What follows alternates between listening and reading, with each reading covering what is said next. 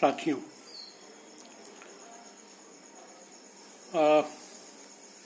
Corona आपदा का संकट दिनों दिन गहराता ही जा रहा है। अब जो समाचार, जो सूचनाएं छन छन की आ रही हैं, उससे यह स्पष्ट होता जा रहा है कि इस सरकार ने देश के साथ छल किया। हम सारे लोगों को विश्वास था कि हमने जिस सरकार को, जिस नेता को इतना प्रबल बहुमत देकर दिल्ली की सत्ता सौंपी है, वो हमारे विश्वासों पर खरा उतरेगा। लेकिन बड़े दुख के साथ कहना पड़ रहा है कि इस सरकार ने देश के साथ छल किया, देश के साथ विश्वासघात किया। इस सरकार को मालूम था कि लॉकडाउन कम से कम 2 महीने रहना ही है और उस 2 महीने के बाद भी 4 महीने तक सोशल डिस्टेंसिंग का पालन करवाना है। कि सरकार की मजबूरी थी, ये सरकार की प्रतिबद्धता थी और वो प्रतिबद्धता थी कि इन्होंने विश्व स्वास्थ्य संगठन की सलाह पर विश्व बैंक से कर्जा लिया, $1 लाख का कर्जा लिया। ये बातें आम आदमी को जानने की नहीं है। ये बातें सरकार को बतानी चाहिए थी, देश को बताना चाहिए था। और अगर न भी बताते तो इनका दायित्व बनता था कि जब इतने लंबे पीरियड के लिए लॉकडाउन करना है तो अपने देश के नागरिकों को इसकी सूचना दे देते, ताकि सब लोग अपने अपने घरों की ओर सुरक्षित पहुंच जाते। 1 दिन 2 दिन में सुरक्षित पहुंच जाते। जैसे इतने दिन हो रहा था, वैसे 2-4 दिन और ट्रेनें चल गई होती, 2-4 दिन और परिवहन व्यवस्था चल गई होती, तो यह जो पाँव में छाले लिए घायल हृदय हमारा मजदूर घर को लौटा है, शायद इस दुर्गति से बच जाता। लेकिन हमारी सरकार ने ऐसा नहीं किया। हमारी सरकार ने उसे उसके हाल पर छोड़ दिया। विश्व बैंक से कर्जा लिया इसलिए कि हम इस कोरोना आपातकाल में अपने देश के नागरिकों की उससे हम मदद करेंगे, जो कि कहीं दिखाई नहीं पड़ा और आज तक दिखाई नहीं पड़ रहा है। देश के लोगों से चंदा लिया, दिल खोल कर लोगों ने चंदा दिया। देश के राजकोष से सारा का सारा धन का रुख कर दिया गया इनके पीएम केयर फंड की ओर। वह पीएम केयर फंड जो कि शुरू से ही विवादों में घिरा हुआ है, जिसकी स्पष्ट रूप से किसी से कोई जवाबदेही नहीं है, जिसकी कोई पारदर्शिता नहीं है। बार बार देश जानना चाहता है कि उसमें कितना पैसा आया और उसका व्यय कैसे हुआ, लेकिन हमारी सरकार बार बार कतराती जा रही है। 20 लाख करोड़ रुपए का राहत कोष इन्होंने आवंटित किया। उसको आकर 5 बार में हमारे वित्त मंत्री ने बताया, लेकिन आज की तारीख तक कहीं कुछ जमीन पर दिखाई नहीं पड़ रहा है।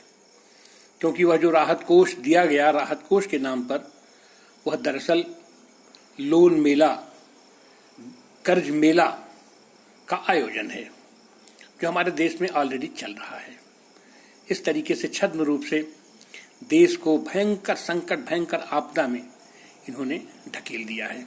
हमारे सारे उत्पादन ठप हो गए। उसमें आज की तारीख में सपना दर सपना दिखाते चले जा रहे हैं।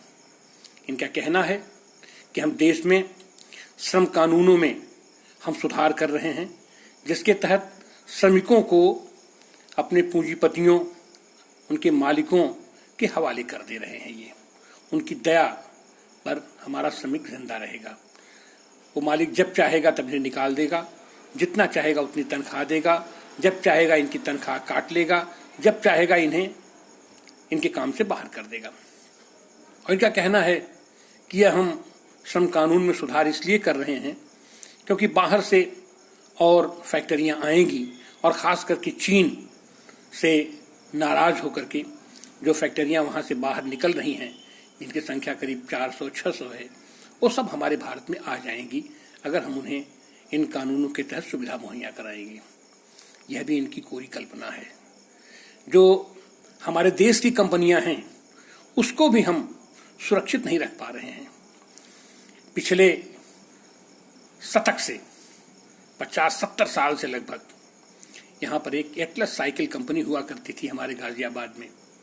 कल उसने भी अपना दरवाजा एकाएक बंद कर दिया। 1000 मजदूर सड़क पर आ गए, एक झटके में आ गए। आप अपने देश की कंपनियों को भी संतुष्ट नहीं कर पा रहे हैं, आप उनको भी कोई राहत पैकेज नहीं दे पा रहे हैं, आप उनका भी उत्पादन नियमित रूप से नहीं करवा पा रहे हैं, और आप देश को सद्भाव दिखा रहे हैं कि चीन से जो कंपनियां आएंगी वो आपके यहाँ आ जाएंगी। अरे किसको धोखे में रख रहे हो तुम? चीन जिस तरीके की सुविधाएं अपने यहाँ उद्योगों को देता है वो दुनिया में मिसाल है, और इसीलिए उसके यहाँ सब लोग जाते हैं, पूरी दुनिया से लोग जाते हैं और उसके लोग जाते हैं। और चीन में जिस तरीके से सस्ता श्रम वहाँ उपलब्ध है वो दुनिया में कहीं नहीं है, और जिस तरीके से डिवोशन चीन के मजदूरों में है उस तरीके से दुनिया में कहीं दिखाई नहीं पड़ता है। और ये सब धोखा आप किसको दे रहे हैं? और ये कोरोना की आड़ में जिस तरीके से नागरिक अधिकारों का भी हनन किया जा रहा है, पूरे विपक्ष को एक तरीके से इन्होंने बंदी बना लिया है। पूरे विपक्ष से जब कोई भी सवाल करता है कि सरकार क्या कर रही है, आपदा पीड़ितों के लिए सरकार क्या कर रही है, आपदा राहत में सरकार क्या कर रही है, जो कोष सरकार के पास इकट्ठा हुआ उसका कैसे खर्च कर रही है, तो एक पलट करके प्रश्न करते हैं कि विपक्ष क्या कर रहा है, अपोजिशन क्या कर रहा है, समाजवादी पार्टी क्या कर रही है, कांग्रेस पार्टी क्या कर रही है, कम्युनिस्ट पार्टियां क्या कर रही हैं। अरे शर्म आनी चाहिए, बेशर्मी की भी कोई हद होती है। ये काम विपक्ष का नहीं है। विपक्ष के लोग तो नागरिकों के साथ उनकी पीड़ा में कदम दर कदम मिलाते हुए जितना भी सहयोग हो सकता है वो सहयोग कर रहे हैं। भूखों को खाना दे रहे हैं, प्यासों को पानी दे रहे हैं, उनके पांव की छालों को सहला रहे हैं, उनको जिस स्तर का सहयोग कर सकते हैं वो सहयोग कर रहे हैं। और विपक्षी पार्टियां भी कर रही हैं। और इन्हीं विपक्षी पार्टियों में का एक प्रयास था कि जब हमारे श्रमिक, जब हमारे मजदूर अपने प्रदेशों से अपने घर की ओर जाने की कोशिश कर रहे थे और उनको कोई साधन, कोई सुविधा मुहैया नहीं हो पा रही थी, वो पैदल चल दिए, सड़कों पर पैदल चल दिए। जिसको जो साधन मिला, साइकिल मिला, रिक्शा मिला, ट्रॉली मिली, उससे वो चल पड़े। तो हमारे विपक्ष के साथी लोग या जो भी संवेदनशील लोग थे देश के, उन सब लोगों ने दिल खोल करके सड़क पर आए और उनका खैर मकदम कर रहे थे, उनका उत्साहवर्धन कर रहे थे और जिससे जितना हो सकता था सहयोग किया। उसी सहयोग के परिणाम स्वरूप उत्तर प्रदेश की सरकार सरेंडर कर गई कि इसके पास कोई साधन नहीं है उनको उनके घरों तक पहुंचाने का, जबकि सत्ता के पास साधन की कमी होती है। तुम्हारे रोडवेज के तमाम डिपो में तमाम बसें, हजारों हजार बसें खड़ी हैं, तुम्हारे पास रेल है, तुम्हारे पास सारी सुविधाएं तुम्हारे पास हैं, लेकिन तुमने दरवाजे बंद कर दिए उन मजदूरों के लिए। तो हमारे कुछ लोगों ने, हमारे कुछ संगठनों ने बसें आपको मुहैया कराई कि लीजिए हम आपको बस मुहैया करा रहे हैं, इस बसों को लगा करके हमारे श्रमिकों को आप उनके घर पहुंचा दीजिए। उसकी आपने परमिशन भी दी, लेकिन आपको तो राजनीति करना था, आपको तो गंदी राजनीति करनी है। फल क्या हुआ कि उन बसों का भी उपयोग नहीं कर पाए हमारे मजदूर और उन बसों को खाली हाथ लौटना पड़ा। तमाम उलझनों में उन्हें उलझा दिया गया कि उनका कागज नहीं है, उनके ड्राइवर की फिटनेस नहीं है, उनकी बस की फिटनेस नहीं है। और 1000 बसों के लिए आप कहे थे, 1000 बस से कम है, ये तो 900 बसें हैं, 889 बसें हैं। ये सब क्या है? ये सब देश के साथ विश्वासघात है, एक तरीके से देश के साथ धोखा है, देश के साथ आपने दगा किया है अपने नागरिकों के साथ। इसका खामियाजा, उनकी आह तो आपको लगेगी, आज नहीं कल आपको उसका परिणाम भुगतना होगा।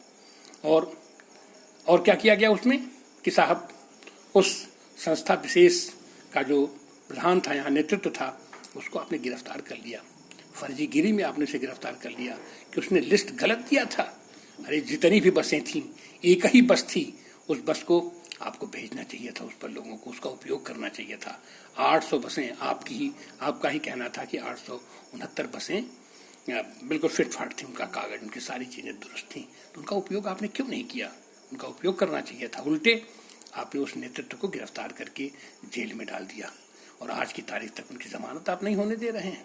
और पूरे प्रदेश के पैमाने पर, खास करके हम बात करेंगे अपने उत्तर प्रदेश का, उत्तर प्रदेश में सारी की सारी लोकतांत्रिक गतिविधियों को आपने रोकवा दिया है। कोरोना के नाम पर, कोरोना के अनुशासन के नाम पर आप सारी की सारी गतिविधियों को रोकवा दिए हैं। अगर कोई अपनी बात रखने के लिए जाता है, जिलाधिकारी के पास जाता है, तो उसे गिरफ्तार कर लिया जाता है। अभी आज मथुरा में हमारे कुछ साथियों को गिरफ्तार किया गया। उनका अपराध यही था कि वो अपना प्रतिवाद दर्ज कराने के लिए गए थे। क्या कहा गया कि आपने कोरोना के नियमों का उल्लंघन किया है, सोशल डिस्टेंसिंग का आपने पालन नहीं किया है। किस सोशल डिस्टेंसिंग की आप बात करते हो? हजारों हजार की संख्या में सड़कों पर मजदूर आ गया, आप उससे सोशल डिस्टेंसिंग करा रहे थे, सामाजिक दुराव आप पैदा कर रहे थे।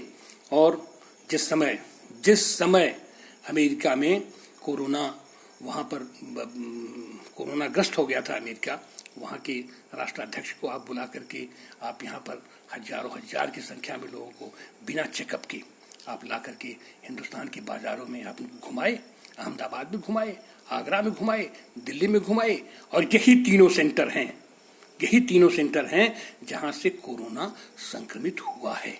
सबसे ज़्यादा मात्रा में कोरोना संक्रमित हुआ है अहमदाबाद में तो सारे रिकॉर्ड टूट गए हैं, लेकिन आप उसकी चर्चा नहीं कर रहे हैं, आप उसको नहीं दिखा रहे हैं। आपको बंगाल दिखाई पड़ रहा है, आपको केरल दिखाई पड़ रहा है। केरल जिसने कि मॉडल स्थापित किया है, अपने आप को आदर्श रूप में प्रस्तुत किया है कि कोरोना संकट से कैसे लड़ा जा सकता है, कैसे जूझा जा सकता है, कैसे उससे निजात पाई जा सकती है, आप उसका जिक्र नहीं करते हो। अरे जो कोई भी मॉडल हमें दिखाई पड़ता है कोरोना से लड़ने के लिए, संघर्ष के लिए, उस पर विजय प्राप्त करने के लिए, जहां से भी हमें सकारात्मक संदेश मिलता है उसका हमें पालन करना चाहिए, अपने अनुभवी लोगों से उसमें सलाह लेनी चाहिए। लेकिन आप नहीं ले रहे हैं। और लॉकडाउन को आपने हटाया है, पूरे देश से हटाया है। क्यों हटाया है? फिर लॉकडाउन लगाने से पहले आपने रैली किया, अहमदाबाद में रैली किया, आगरा में रैली किया, दिल्ली में रैली किया। मध्य प्रदेश में एक निर्वाचित सरकार को खरीद बिक्री करके आपने गिरा दिया, वहाँ पर अपनी सरकार बनवा दी।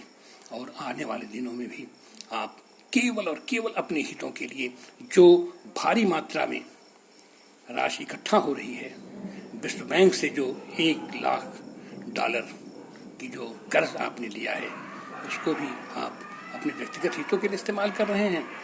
जो आप देश से जो आप दान राशि ले रहे हैं, उसको भी आप अपने व्यक्तिगत हितों के लिए आप उसका दुरुपयोग करने पर आमादा हैं। ये गलत है। आज की तारीख में भी आप चेतिए। देश में इस समय विश्वसनीयता का संकट पैदा हो गया है, और वह विश्वसनीयता का संकट आपने पैदा किया है। वह विश्वसनीयता का संकट सत्ता पक्ष ने पैदा किया है। यह देश के लिए शुभ लक्षण नहीं है। हमारे देश की सीमाओं पर तनाव पैदा हो रहा है, वह भी न जाने किस कारण हो रहा है। जबकि हमारे इतने अच्छे रिश्ते, आपके चीन से इतने अच्छे रिश्ते थे, आपके नेपाल से इतने अच्छे रिश्ते थे, भूटान से इतने अच्छे रिश्ते थे, बंगाल से इतने अच्छे रिश्ते थे, लंका से इतने अच्छे रिश्ते थे, और पाकिस्तान से भी आपने अच्छे रिश्ते बनाए। बिना आमंत्रण के आप वहाँ पर पहुँच गए, वहाँ के राष्ट्रपति नवाज शरीफ के घर, उनकी माता को आपने साड़ियाँ दी। तो जाहिर सी बात है देश उससे प्रसन्न नहीं हुआ। भाई चलिए ठीक है, एक आइस ब्रेकिंग हुआ और आने वाले दिनों में अगर पड़ोसियों से रिश्ते अच्छे हों तो अच्छी बात है, लेकिन आपको जब समझ में आता है तब आप तनाव पैदा कर देते हैं। आपको जब समझ में आता है तो दुश्मन देश के सेनाध्यक्षों को आप अपने गोपनीय सेना छावनियों में ले जाकर के निरीक्षण करवाने लगते हैं। आपको जब समझ में आता है तब आप तनाव पैदा कर देते हैं। आपको जब समझ में आता है तब आप बिरयानी खाने चले जाते हैं। ये सब क्या है? ये सब क्या है? इस तरीके से एक विश्वास का संकट आपने पैदा कर दिया है। अपने एक बड़ी सीमा जो हमारे उत्तर की तरफ चीन से लगती है, उस पर तमाम जगहों पर आपने तनाव की स्थिति आप ला दिए हैं। पूरे देश की सेना को आपने कश्मीर में लगा दिया है। अपने वचन पालन के लिए 370 धारा आपने हटाई। आपने कहा कि जो हमने अपने घोषणा पत्र में जारी किया था उसका हमने पालन किया, कर तो दिया पालन, लेकिन हुआ क्या? आज की तारीख तक, तब से लेके आज तक वहाँ की जनता को आपने कैद कर रखा है, कैद में कर रखा है। उसके निर्वाचित मुख्यमंत्रियों को आपने कैद कर रखा है, और जिन किसी को छोड़ रहे हैं वो अपनी शर्तों पे आप उन्हें छोड़ रहे हैं। ये सब देश के साथ विश्वासघात है। ये सब देश के लोकतंत्र पर ये कलंक है। हमारा देश के नागरिकों का अपने लोकतंत्र पर अगाध श्रद्धा है, अगाध विश्वास है और अपरिमित धैर्य और सहनशीलता भी है हमारे देश में, जिसके कारण ये देश अभी तक चल रहा है, अभी तक शांतिपूर्वक देश चल रहा है। नहीं तो अमेरिका की तरह यहाँ भी सड़कों पर उतरते देर नहीं लगेगा। जितना दमन, जितना अत्याचार, जितना क्रूर मजाक आप लोग कर रहे हो देश के नागरिकों के साथ, वह असहनीय होता जा रहा है। यह असहनीयता विद्रोह की सीमा तक जाए, उसके पहले हम बार बार निवेदन करेंगे कि देश के लोगों से, देश के अनुभवी लोगों से, देश में हमारे एक से एक मेधा पड़ी हुई है, एक से एक जानकार और अनुभवी लोग पड़े हुए हैं, कर्मठ लोग पड़े हुए हैं। उनसे मशवरा करके देश में समाधान के बारे में सोचिए, देश में विश्वसनीयता पैदा कीजिए, अपने प्रति विश्वास पैदा कीजिए। और वह विश्वास पैदा होगा जब आप पारदर्शी होंगे, जब आपके सारे काम पारदर्शी होंगे। जो आप कह रहे हैं, जो जनता बात में जाने, उसको आप पहले ही बताओ ना। कि आप क्यों नहीं बताते हो कि आपने विश्व बैंक से कर्ज लिया, लोन लिया देश से लड़ने के लिए, और उस लोन का आप कैसे उपयोग कर रहे हो, कहाँ कहाँ उपयोग किए, कितना उपयोग किए। देश से चंदा जो आपके आ रहा है पीएम केयर फंड में, पीएम केयर फंड का हिसाब आप क्यों नहीं दोगे? दीजिए, रोज का रोज हिसाब दिया जाना चाहिए। लेकिन आप ऐसा नहीं कर रहे हैं, क्योंकि इसी से ऐसा लगता है कि आपकी नीयत में कुछ खोट है। आप कुछ देश से छिपाना चाह रहे हो, कुछ ऐसी चीज छिपाना चाह रहे हो जो शायद देश के हित में नहीं है। ये विश्वसनीयता का संकट और बढ़े, देश का संकट और बढ़े, इसके पहले सत्ता पक्ष और विपक्ष और हमारे देश की पूरी राजनीतिक के लोगों से, पूरे सामाजिक लोगों की यह जिम्मेदारी बनती है कि हम एकजुट होकर के देश के विकास में, देश को अच्छे रास्ते पर, देश को समुन्नत देश बनाने के लिए, एक खुशहाल देश बनाने के लिए हम आगे बढ़ें और एकजुट हों। और ये जो लोकतांत्रिक अधिकारों का हनन किया जा रहा है, इससे बचें। अपनी बात रखने का सबको मौका मिलना चाहिए, मीडिया में रखने का मौका मिलना चाहिए, शासन प्रशासन के सामने रखने का मौका मिलना चाहिए। जिस समय 500 की संख्या थी उस समय तो आपने लॉकडाउन कर दिया, लगातार 2 महीने लॉकडाउन किए, और अब जब संक्रमितों की संख्या 2 लाख के ऊपर जा रही है तो आप जनता को उसके हवाले छोड़ दिए। जब 500 का था तब तो आपको था कि लड़ना है, हम इस कोरोना से युद्ध लड़ने जा रहे हैं और हम इसको जीत लेंगे। और जब 2 लाख के ऊपर होने जा रही है तो आपको जनता को उसके हवाले कर दिया, कह दिया आत्मनिर्भर बनो, आत्मनिर्भर बनो, अपनी सुरक्षा आप स्वयं कीजिए, अपनी रक्षा आप स्वयं कीजिए। ये सब क्या है? यह आपकी पराजय है, यह आपका आत्मविश्वास खत्म होना है। यह देश के लिए हानिकारक है। जिस देश का सत्ताधारी, जिस देश की सरकार सरेंडर कर जाए तो जनता के मन पे क्या बीतेगी। लेकिन वो तो जनता है, यहाँ की बहादुर जनता है, बहादुर जनता है कि मजबूती के साथ मुकाबला करने के लिए और हर आपदा का मुकाबला करने के लिए, चाहे हमारे अंदर का संकट हो, चाहे हमारे बाहर का संकट हो, हमारे देश के लोग हमेशा तैयार रहते हैं और इनके इसी जज्बे को हम सलाम करते हैं। बहुत बहुत धन्यवाद। जय हिंद, जय समाजवाद।